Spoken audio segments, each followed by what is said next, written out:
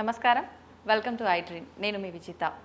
ప్రతి ఒక్కరికి కూడా వాళ్ళ లైఫ్లో ఒక మంచి మెంటర్ అనే వాళ్ళు ఉండుంటే వాళ్ళ లైఫ్ నిజంగా ఎటువైపు వెళ్ళాలి, మన గోల్ ఏంటి, గోల్ని మనం ఎలా రీచ్ అవ్వాలి, అసలు లైఫ్లో మనం ఒక ఎటువైపు వెళ్ళాలి, అసలు మన ప్రయాణం అనేది ఎటువైపు ఉండాలి, ఏ వృత్తిని ఎంచుకోవాలి, ఇలాంటి డౌట్స్ అయితే ప్రతి ఒక్కరిలో ఉంటూ ఉంటాయి.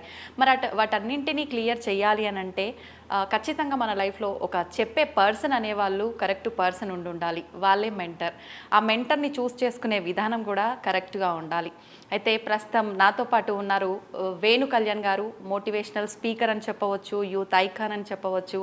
తను అతి చిన్న వయసులోనే తన ఫ్యామిలీ యొక్క పరిస్థితులను బట్టి తను ఒక ఏదైనా సాధించాలి అనే ఉద్దేశంతో తను 15 సంవత్సరాల ఏజ్లోనే స్టేజ్ పైన తన మాటల ద్వారా ఎంతోమందిని మోటివేట్ చేసి ఒక మంచి మార్గంలోకి తీసుకువెళ్ళే విధంగా తన మాటలు అనేవి మనందరికీ ఎంతగానో ఉపయోగపడ్డాయి. ఇటువంటి వారితో మాట్లాడి మనం కూడా కొన్ని మంచి విషయాల్ని తెలుసుకుని మనం కూడా ఒక మంచి స్టెప్ వేసే ముందు ఆలోచించి అడుగు వేయొచ్చు. ఇప్పుడు సార్తో మాట్లాడి మరిన్ని విషయాలు తెలుసుకుందాం. నమస్తే సార్. నమస్కారం అండి. ఎలా ఉన్నారు సార్? సూపర్, మీరు ఎలా ఉన్నారు? Fine sir. Thank you sir.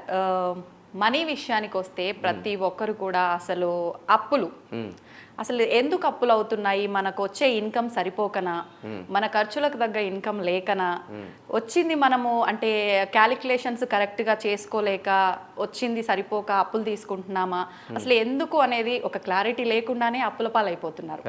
ఏంటి సార్ రీజన్ ఏంటంటారు అప్పులు అవ్వడానికి? అంటే దీనికి చాలా రీజన్స్ ఉన్నాయి. అండ్ మీరు ఇంటర్వ్యూ స్టార్టింగ్లోనే ఈ క్వశ్చన్ అనేది అడుగుతున్నారంటే ఇది చాలా డెప్త్ క్వశ్చన్ అనమాట. ఇది బేసిక్గా అన్నీ కోల్పోయినాక చాలామంది రియలైజ్ అవుతారు కదా. సో అట్లాంటి క్వశ్చన్ ఇప్పుడు మనం తీసుకున్నాం. సో బేసిక్గా ఏంటంటే అప్పులు కూడా రెండు రకాలు ఉంటాయండి. ఒకటి మంచి అప్పు, ఇంకోటి చెడు అప్పు అనమాట. సో మంచి అప్పు ఏంటంటే ఫర్ అన్ ఎగ్జాంపుల్ ఎడ్యుకేషన్ కోసం తీసుకోవడం, లేదంటే ఏదైనా రియల్ ఎస్టేట్ బిజినెస్ కోసం తీసుకోవడం, లేదంటే ఇంకేదైనా మన పర్సనల్ బిజినెస్ కోసం తీసుకోవడం, ఇది మంచి అప్పే అనొచ్చు. ఇంకా ఇక చెడు అప్పు అంటే ఏంటంటే ఇక మన లైఫ్ స్టైల్లో కొన్ని ఉంటాయి కోరికలు. జీతం తక్కువ, ఐఫోన్ ఎక్కువ. ఓకే. రెండోది వచ్చేసి మంచి కార్ కావాలను, లేదంటే ఇంకా మ్యారేజ్ కూడా ఇంకా పెద్దగా చేసుకోవాలను, లేదంటే ఇంకా చూపించుకోవడానికి ఏవైతే వేసుకుంటారో కదా, చెడు అప్పు అనమాట. స్తోమతకు మించిన ఆశలు. సో అది చెడు అప్పు అనమాట. ఈ కొంతమంది ఏదైతే మంచి అప్పు ఉంటుందో వాళ్ళ ఇన్కమ్ కూడా మామూలుగా మంచిగానే ఉంటుంది అనమాట. ఇంకా వాళ్ళ ఇన్కమ్ని పెంచుకోవడానికి కోసం అప్పు తీసుకుంటారు. వీళ్ళు ఏంటంటే ఇన్కమ్ తక్కువ ఉంటుంది, ఇంకా ఇన్కమ్ అనేది ఘోరంగా అంటే వాళ్ళ లైఫ్ని క్రూషియల్గా చేసుకోవడం కోసం అప్పు తీసుకుంటారు. అది ఎందుకు తీసుకుంటారు అనేది కూడా తెలియదు, ఎమోషన్కి వెళ్ళిపోతారు అంతే అనమాట. సో ఇప్పుడు అప్పులో పాలైనప్పుడు ఈ మధ్యకాలంలో కొంతమంది డిమోటివేట్ అయిపోయి డిప్రెషన్లోకి వెళ్ళి ఇంకా కొంతమంది సూసైడ్ కూడా చేసుకుంటున్నారు. అందులో కూడా రెండు రకాలు ఉన్నారు. ఒకరు వచ్చేసి lower middle class and upper middle class. ఇంకా కొంచెం సెలబ్రిటీ స్టైల్లో కూడా తీసుకున్నట్టయితే పాపం వాళ్ళకు కూడా షేర్ చేసుకోవడానికి ఎవరు ఉండరు కాబట్టి ఓకే, వాళ్ళు కూడా ఈ అప్పుల పాలైపోయి డిప్రెషన్లోకి వెళ్ళిపోయి చెప్పుకుంటే మా పేరు ఎక్కడ చెడిపోతుందని కూడా డిప్రెషన్లోకి వెళ్ళిపోయి సూసైడ్ చేసుకున్నారు. అలాంటి కేసెస్ కూడా మార్కెట్లో ఎక్కువ ఉన్నాయి.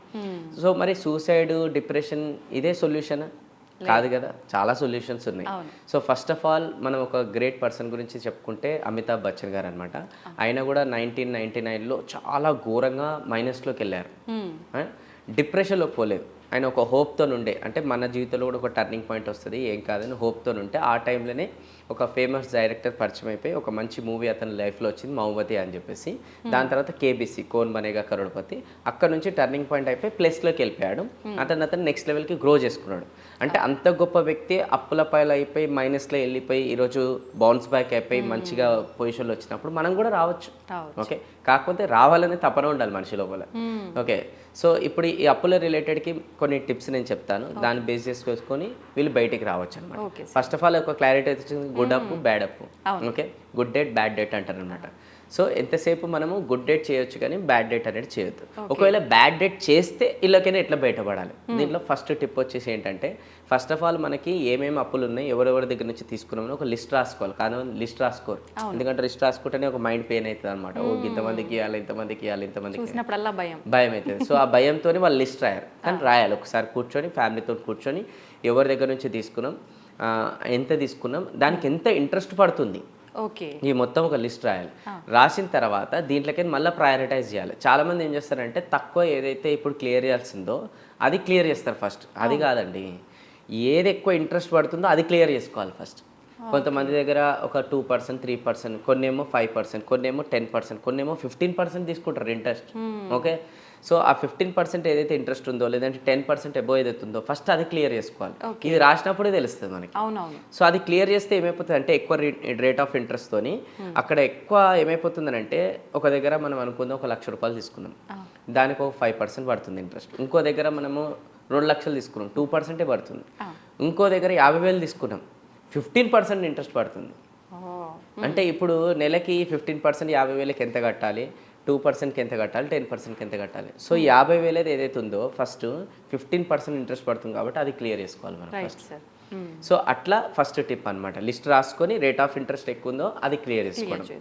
రెండోది వచ్చేసి ఏంటంటే ఈ అప్పులతోని ఎస్కేప్లు అవుతారు చాలా మంది. అంటే వాళ్ళ ఫోన్ లిఫ్ట్ చేయకపోవడము అండ్ వాళ్ళకి నెగిటివ్ రెస్పాన్స్ చేయడం, ఇప్పుడు తీసుకున్నాం ఏంది అని ఇట్లా రివర్స్ గా మాట్లాడడం, ఏం చేయమంటావు అని చెప్పి ఇట్లా రివర్స్ అవుతుంటారు. ఎప్పుడు అది చేయొద్దు, ఎందుకంటే వాళ్ళు మనకు అవసరం ఉన్నప్పుడు హెల్ప్ చేశారు కదండి. సో అట్లాంటప్పుడు వాళ్ళకి పాజిటివ్ రెస్పాన్స్ ఇవ్వాలి. మన పరిస్థితి ఏముందో క్లియర్గా చెప్పుకోవాలి. ఇంకా కొంతమంది చెప్పుకోవడానికి నామోషిగా ఫీల్ అయ్యి ఫోన్లు ఎత్తారు, గట్టిగా మాట్లాడితే బ్లాక్ చేసేస్తారు. ఇంకా ఇంటికి వెళ్తే కూడా లేరు అని చెప్పు అని చెప్తారు. ఇది బ్యాడ్ రెస్పాన్స్, చాలా బ్యాడ్ రెస్పాన్స్. దీని పరిణామం నెక్స్ట్ వాళ్ళు తిట్టుకుంటారు కదా, అది పిల్లల పైన కూడా పడుతుంది, అలా లైఫ్ పైన పడుతుంది, తెలియదు. సో అందుకోసం రెస్పాన్స్ అనేది ఇవ్వాలి. ఇప్పుడు కాదు ఇప్పుడు అవుతుందని కూడా చెప్పాలి. మళ్ళీ అప్పుడు కాలేదనుకోండి మళ్ళీ రెస్పాన్స్ చేయాలి, మళ్ళీ అప్పుడు లిఫ్ట్ చేసి చెప్పాలి ఇప్పుడు ఇంకా కాలేకపోయింది, ఇది నా పరిస్థితి, ఇప్పుడు అవుతుందని చెప్పాలి. రెండో టిప్, వినని వాళ్ళు కూడా చాలా మంది ఉంటారు కదా. చెప్పినా వినని వాళ్ళు ఉంటారంటే అది వాళ్ళ క్యారెక్టర్. ఇంకెన్నిసార్లు ఇదే మాట చెప్తుంటావు, ఇస్తా ఇస్తా ఇస్తా, నో ప్రాబ్లం, వాళ్ళ పెయిన్ అది, ఎందుకంటే వాళ్ళు ఇచ్చారు కాబట్టి అనుకుంటుంది అది. సో వినర్ అది అయినా కూడా మనం రెస్పాన్స్ ఇవ్వాలి. కానీ మనకేంది ఈగోలు వచ్చేస్తాం, యాటిట్యూడ్లు వచ్చేస్తాం, రెస్పాన్స్ ఇస్తలేరు కదా వీళ్ళు, అంటే వింటలేరు కదా వీళ్ళు, మమ్మల్ని తిడుతున్నారు కదా వీళ్ళు అని అంటే పడాలి. డబ్బు తీసుకుంటా లేదు, వీళ్ళు పడాలి. ఫస్ట్ ఆఫ్ ఆల్ వీళ్ళు మాటలు పడడానికి ఇష్టపడరు, రెస్పాన్స్ ఇయ్యరు, కానీ అది బ్యాడ్. ఎందుకంటే మనం డిలే చేసినాం కదా, మనం మాట అనేది బ్రేక్ చేసినాం కదా. సో మనం తగ్గి వాళ్ళకి రెస్పాన్స్ ఇవ్వాలి, తిట్టినా ఏమనన్నా కూడా, కానీ ఇవ్వాలి, ఎందుకంటే అది మన క్యారెక్టర్. మూడో టిప్ వచ్చేసి ఏంటి అని అంటే, ఇప్పుడు ఈ అప్పు జరిగింది కాబట్టి కొంతమంది ఈ మధ్యకాలంలో కొత్త స్ట్రాటజీ, ఇప్పుడు మీ దగ్గర నేను అప్పు తీసుకున్నాను కదా, మీకు నేను క్లియర్ చేయాలి. సో నా దగ్గర డబ్బులు లేవు, నేను మళ్ళీ ఇంకో దగ్గర అప్పు తీసుకుంటాను. మళ్ళీ వాళ్ళ దగ్గర రేట్ ఆఫ్ ఇంట్రెస్ట్ కొంచెం ఎక్కువ తీసుకుంటా. ఇప్పుడు మీరు నాకు డబ్బు ఇచ్చారు అనుకోండి, అనుకుందాం మీరు 5% ఇంట్రెస్ట్ వేసారు. ఇప్పుడు నేను మీకు క్లియర్ చేయడానికి ఇంకోళ్ళ దగ్గర 7-8% ఇంట్రెస్ట్కి తీసుకుంటున్నా, ఎందుకంటే కొంచెం రేట్ ఆఫ్ ఇంట్రెస్ట్ ఎక్కువ ఇచ్చారు, ఎందుకంటే అవసరం నాది కదా ఇంట్రెస్ట్ ఎక్కువ ఇస్తే. వాళ్ళ దగ్గర తీసుకొని నేను మీకు ఇచ్చిన, అది కూడా మొత్తం ఇవ్వలేను, సగమే ఇస్తాను నేను. సో ఇప్పుడు మీకు సగం, మళ్ళీ వీళ్ళకి ఇవ్వాల్సిన ఫుల్ పేమెంట్. ఇప్పుడు వీళ్ళు మనకు ప్రెషర్ పెడతారు, అప్పుడు ఏం చేస్తాం ఇంకో దగ్గర తీసుకుంటా. సో ఇట్లా తిరుగుతూనే ఉంటుంది ఊపిది. అంటే ఒకరి దగ్గర నుంచి టోపీ తీసుకొని ఇంకో టోపీ పెట్టడం అంటారు, కానీ ఇది కూడా బ్యాడ్ రెస్పాన్స్.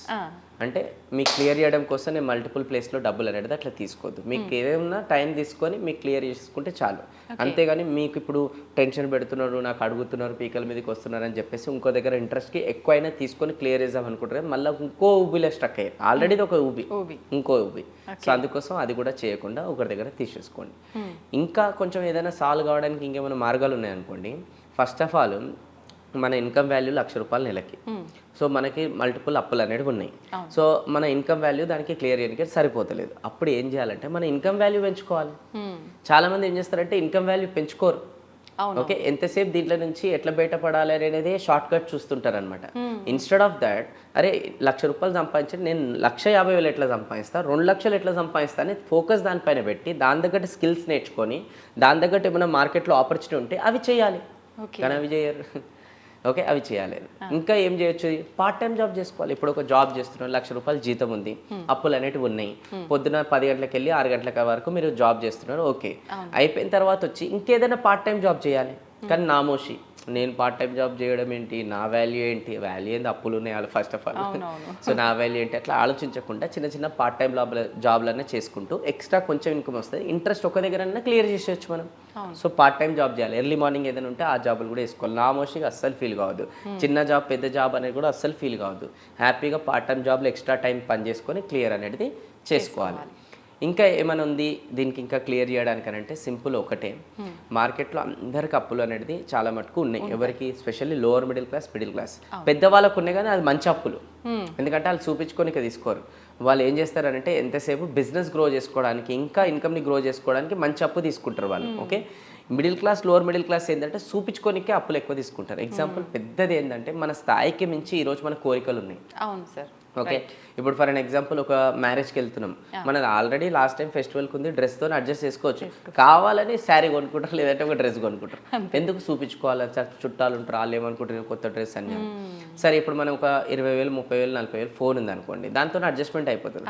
కావాలి స్థాయికి మించి మన పక్కన ఎవరైనా కొలీకు ₹1,00,000 పెట్టి ఐఫోన్ కొన్నాడు అనుకోండి, మనకి ఇమీడియట్గా కోరిక కొట్టి మనం పోయి ఐఫోన్ పెట్టుకుంటాం. కావాలని దాన్ని కొన్న తర్వాత ఏం చేస్తారు తెలుసా? దాని లోగో ఇట్లా వాళ్ళ ముందర పెట్టి కొన్నా నేను కూడా చూపించుకుంటారు వాళ్ళు. అంటే ఇంకోటి మ్యారేజ్ కూడా తక్కువ ఖర్చులో అనేది అయిపోతుంది. కావాలని చూపించుకోనికి ఇంకా పెద్ద లెవెల్లో మ్యారేజ్ చేసుకుంటారు అప్పు చేసి. అంటే ఇక్కడ చాలా మంది చూపించుకునే ప్రాసెస్లో పేదవాళ్ళు అవుతున్నారు, చూపించుకునే ప్రాసెస్లో అప్పులు చేసుకుంటున్నారు. ఒకవేళ ఆ ఎమోషన్ని కంట్రోల్ చేసుకుంటే, ఎందుకు మనం చూపించుకోవాలి, ఉన్న దాంట్లోనే అడ్జస్ట్ చేసుకొని రేపు సేవ్ చేసుకున్న తర్వాత డబ్బుని మల్టిప్లై చేసుకొని అప్పుడు చూపించుకోవచ్చు కదా, ప్రాబ్లం ఏముంది అది. కానీ వీళ్ళు లేని వాళ్ళ దగ్గర లేదు ఆల్రెడీ.